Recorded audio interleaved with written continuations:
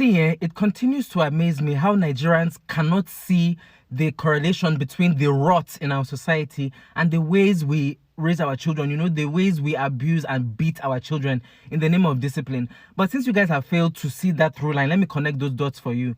Now, if you grew up in a Nigerian household and your parents were doing something that you didn't like, or they were doing something that you felt was unfair, if you voiced your opinion on the matter, you were probably met with, "Kai, get out, you're very stupid. How dare you talk back to me?" Or "Twy, talk back to me again," and you see what will happen. Twy.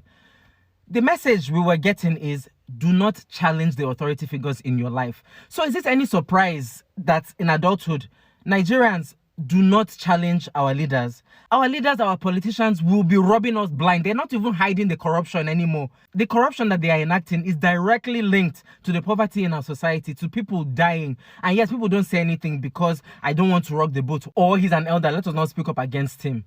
You guys, respectability politics is killing this country. I was on a live a few days ago, and one man voiced an opinion. He said that as a married man, he should be able to force himself on his wife if she says no, because I am married to her. Why should she tell me no? A woman in that live now said, that doesn't really make sense to me. And she went on to explain why it doesn't make sense. And everybody in that live, men and women, Nigerian men and women, jumped down this woman's throat, talking about she was rude. She was disrespectful to say that what he said didn't make sense. Now, by her saying he didn't make sense, she was saying that he doesn't have sense and that she should apologize. She said she's not going to apologize. And they came for her. I was surprised. You guys, to say I was shocked would be an understatement. These people were more triggered by the fact that she said this man's point didn't make sense than they were that he was advocating for marital rape. Anyway, another quick story. One of my gym guys was telling me that in his office, there's this guy that has been working there and that he hasn't received a promotion for the past 10 years because 10 years ago, he got into a misunderstanding with their bosses and to punish him, they have been withholding his promotions. And the guy hasn't done anything about it because he just doesn't want to rock the boat. What do you mean you don't want to rock the boat? Your mates have gotten 3-4 promotions in the past 10 years and you have gotten none and you don't want to rock the boat? You guys, these attitudes have been quite literally beaten into us since we were children. Yes, our children are more well-behaved in front of and toward elders, but they lack discipline. They lack self-control. They lack impulse control. When those elders are no longer there, they do the worst things. They cheat, they steal, they scam, they abuse. I'm so sorry to be the one to break it to you, but your children are not respectful. They are compliant. And to be compliant, you need to be pliant. You need to be willing to be bent past your breaking point. And we need to start talking about these issues because it is harming our society. And we're quickly approaching the point of no return. And when we get there, it will be too late. I find it very interesting how Africans like to pride themselves, claiming that they are the best when it comes to disciplining children. But somehow when we look at our society, if we want to keep it 100, we can see this discipline reflected in our society.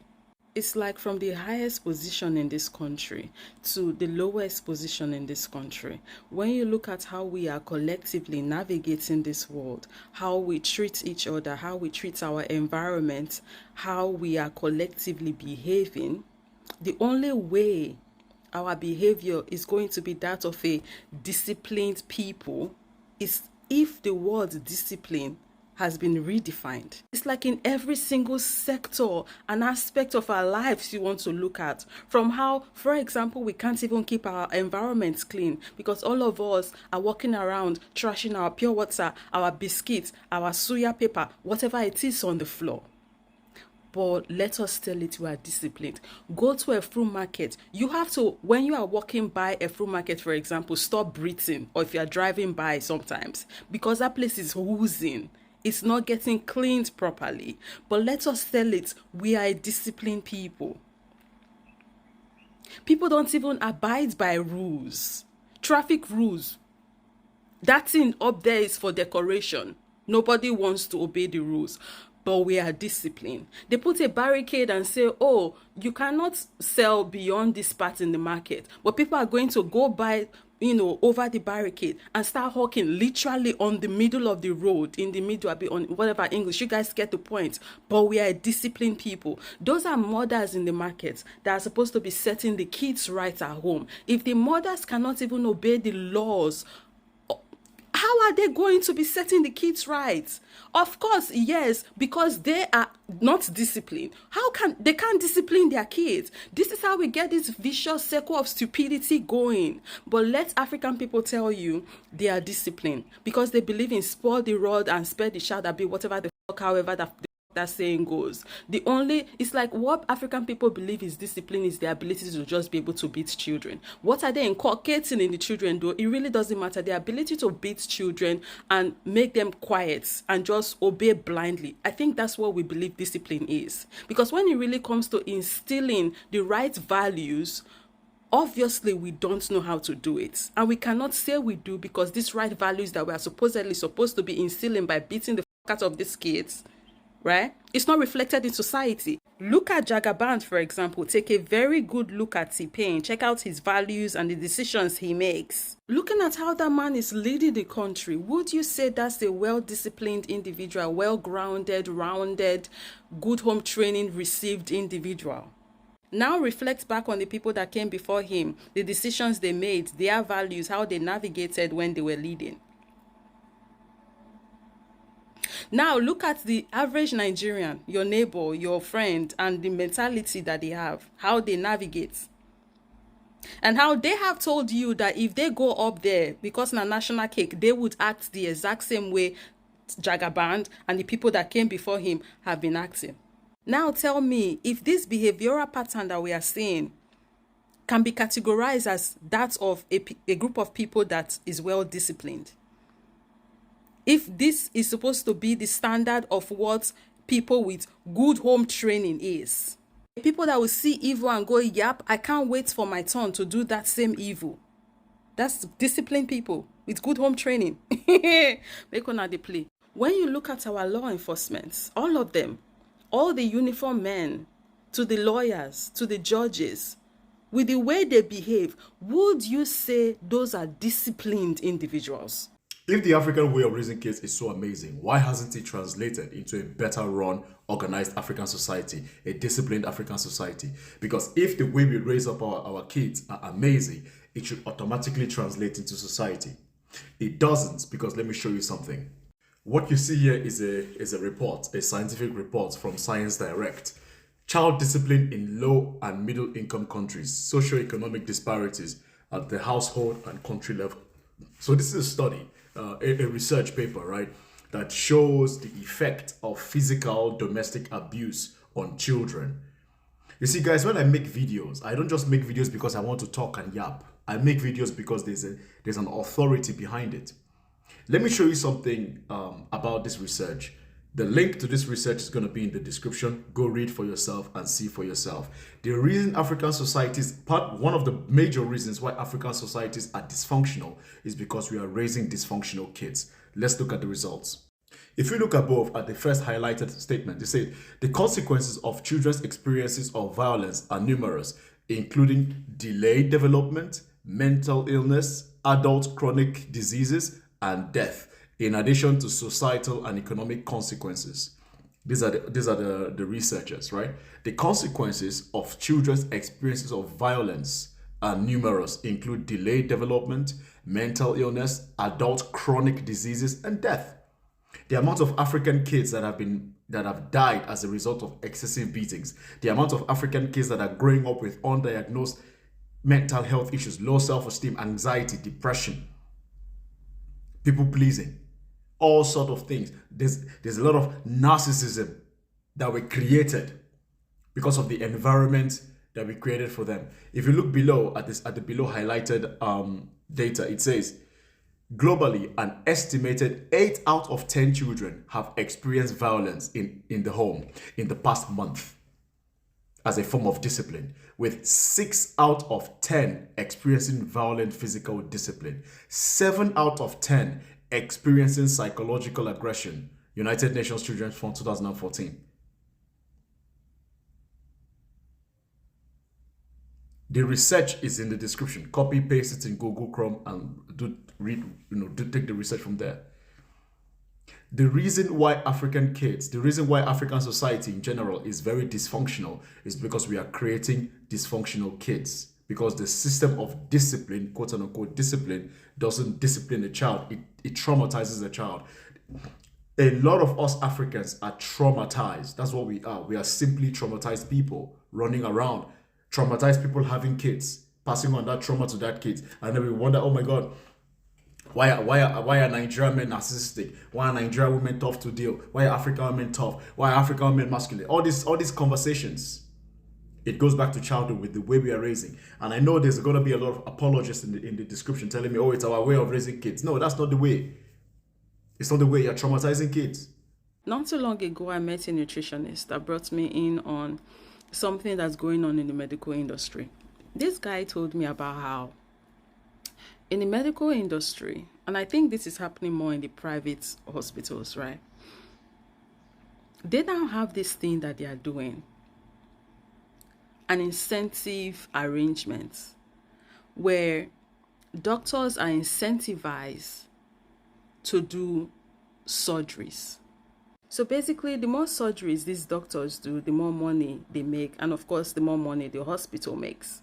And what this creates, he further broke down to me, is a situation where doctors are now even recommending surgeries that people don't need.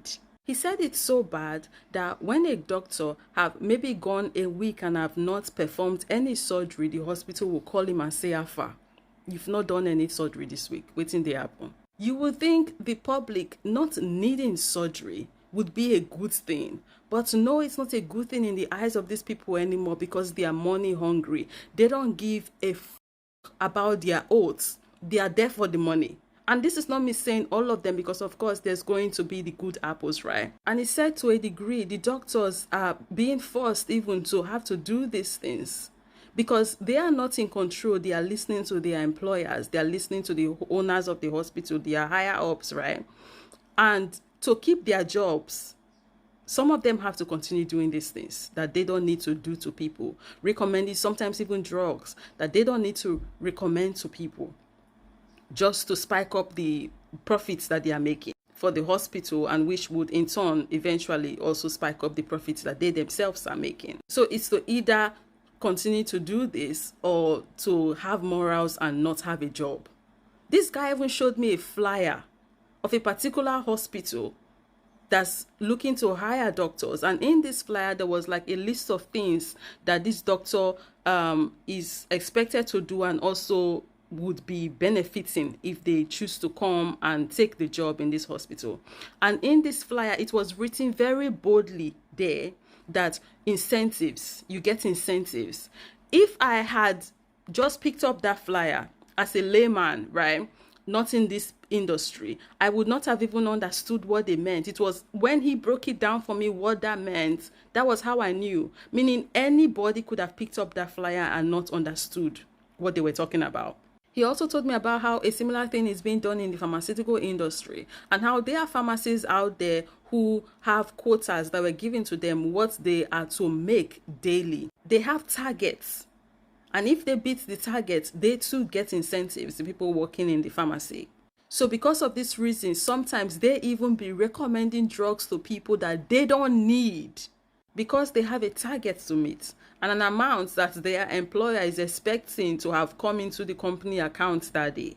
While yes, he did say that the drugs they recommend to people that they don't need is not going to harm them, but still, that's a very immoral practice. Making people spend money that they don't have to and maybe don't even have, and then making their liver work overtime trying to break down this mess that they don't need. If that's not wickedness, I don't know what is. Unless the word discipline has been redefined, we are not it. This home training we keep talking about is not reflected in our society. Are we really receiving the needed home training, the necessary home training we need as a people? Like I woke up this morning and I see it.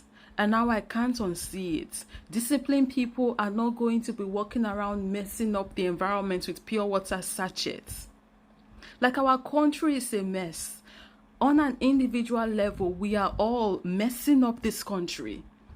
I'm starting to think what discipline a child means to African people is them being able to beat on their kids whenever they want to. them being able to take away their voices and instill fear in them so they can speak up in society. So Africans, when you have a kid that don't talk back and just do everything you say, that's discipline. So it's no wonder that the real values we are supposed to have, we don't have them. So these values are not reflected in our society. So now we are adults and we make our societies a mess because growing up, we were not equipped with the right values to know that we should not be doing that. Now we are adults and we make so much mess in society because growing up, our parents believe that talking back to them and speaking up for ourselves is a bigger crime than throwing pure water sachet on the ground. Through the physical abuse you rained upon your kids, you went.